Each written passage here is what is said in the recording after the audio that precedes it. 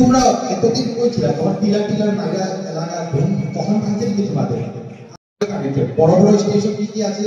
গুয়াহাটি আছে, Silchar, Dimapur, class 1 station, Lumding class 2 station, কত huge crore crore টাকা ইনকাম।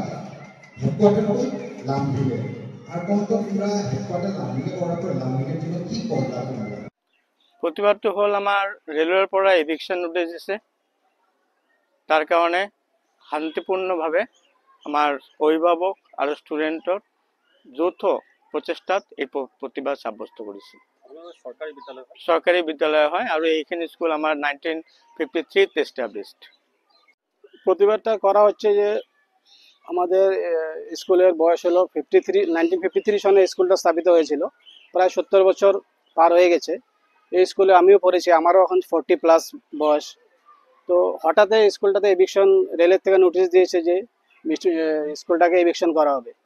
এভিকশন করার নোটিশ দেওয়ার আগে 6 মাস আগে একটা নতুন বিল্ডিং স্যাংশন করা হলো আমাদের আসাম সরকার তরফ থেকে। তো এই বিল্ডিং বানানোর মানে কি? যদি স্কুল যদি এভিকশনই করতে হয় তাহলে নতুন বিল্ডিং বানানো 50-60 লাখ টাকার প্রজেক্ট এখানে আনার কোনো মানে হয় না। তার মানে কি স্কুলটা খুব দরকারি এলাকার জন্য। তো এই কারণে আমি আসাম সরকারকে বলছি যে ডিভিশনাল ডিআরএমের সাথে কথা বলে যেমন স্কুলটাকে বাঁচানো যায়, এই এলাকাটাকে বাঁচানো যায়, এটার একটা পদক্ষেপ নেওয়ার জন্য।